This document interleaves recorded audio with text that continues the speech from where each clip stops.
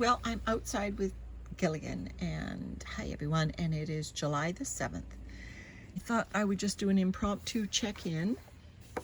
So profile shot. How is the level doing? Look at that. It is sinking quickly as we near our harvest date, and not giving a number on that yet, but I think it's going to come up soon. There's a cocoon waiting for us on the surface, which is always nice. This is burlap that has been on my bins for approximately a year now, and you'll see we have holes eaten in it now, so I'm pretty sure the burlap, as long as we keep it moist, will go fairly quickly now. It's a double layer, so here's the other layer. Here's one of our worms. Oh, and look at the holes in the burlap, and the worm is right on it. Oh, and there's more worms there. So they like this burlap, and often find cocoons in and around the burlap because I think it does brush off cocoons that may be adhering to the worms. So I have some of these containers still hanging around that had food in them. So let's check what's in there. Well, surprise, surprise, there are worms in them. There are worms where there was food. Does that surprise anyone? No, not if you do worms. So this was an avocado shell, so it's going to take them a bit longer. I'm trying not to give any food that's going to take a long time. These are watermelon rinds, which obviously have attracted some springtails. Let me just hold that up. But I also know I gave them a good dose of eggshell grit, but I think those are springtails, so I will split them up a little bit, divide and conquer. And this used to be one of our berry tubs, but obviously now it's for the worms. And so yeah, just worms in the general vicinity of these containers. Beautiful colors here. These worms are mostly ones that have come from my indoor system, actually, Cinderella. So I didn't use the worms that were in Gilligan last year. So a lot of them will be pure of stock from my original worms, which I can only assume were a mixture of red wigglers and blues. All right, so in this tub, again, the tub itself is pretty much toast.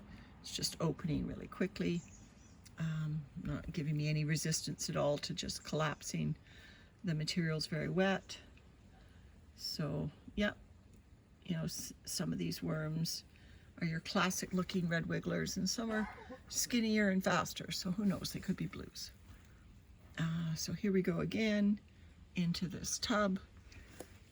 See what we find. We find worms. I empty the tub out. We find more worms. Oh, and there's the little skin of watermelon peel left over, and a worm saying, "Let me out of here." This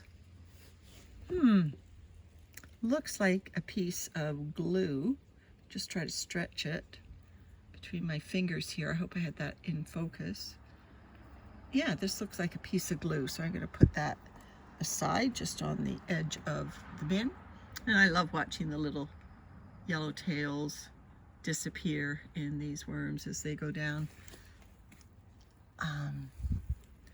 So in that feeding zone, we're finding babies. We're finding, you know, Gilligan's being busy because I haven't added juvenile worms to this system for months. So any little babies we're finding have been born here. So lovely.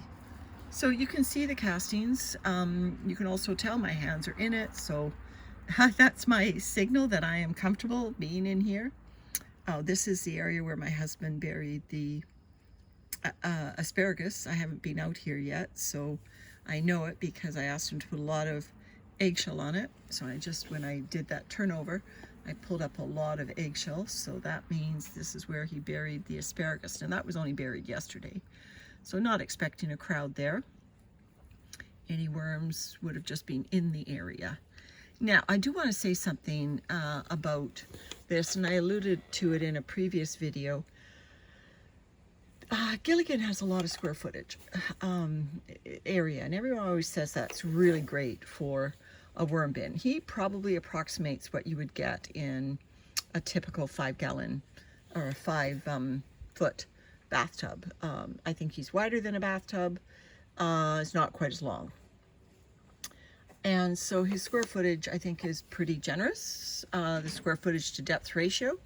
And so, but what that makes for is when you're trying to bait out worms into a system like this, when you're trying to feed them even, they're scattered all over the place. Everywhere you turn up, you're going to find worms in various areas for various reasons. And it could be because you've had previous food in there. It could just be moisture, light levels, anything. And so, you know, what happens is, you know, when I do try to set up bait zones, you know, I don't get a huge response.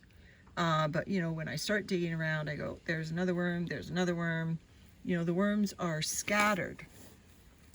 And so these castings are wetter than we ran Gilligan through the winter. I've done that deliberately. See, look at this piece of manure, though, persisting. That's interesting. Worms aren't into it yet. If they have been, they're not in it now. Oh, I guess there was a little worm underneath it. But I've deliberately kept Gilligan a bit wetter this time, hoping that it could break down the challenges that we gave underneath. And there's some of that really resistant preformed technology packaging on the bottom. And so I assumed by keeping it more moist, that would break down more easily. So I'm looking ahead to how are we going to get these worms out of here for us to sift these castings. Now what we did last time is I did bait them, and I gave a couple of the bait cups to friends to start their own worm bins. And then I baited for myself and added them to Peekaboo and Eat My Shorts. So I'm not sure here. Like you see that there's worms just scattered throughout. And oh, and look at this. There's still moss persisting from us cleaning our roof. But so I'm digging down probably further than I've ever gone down in Gilligan this time. And these castings are still very moist. In fact, I would say they're almost compacting near the base there. But, you know, beautiful worms. And there's a big one. I wonder if that's one of our wild worms. That's a couple of big worms right there. Don't think so. I think those are just big worms. I don't think they're the special ones. Okay.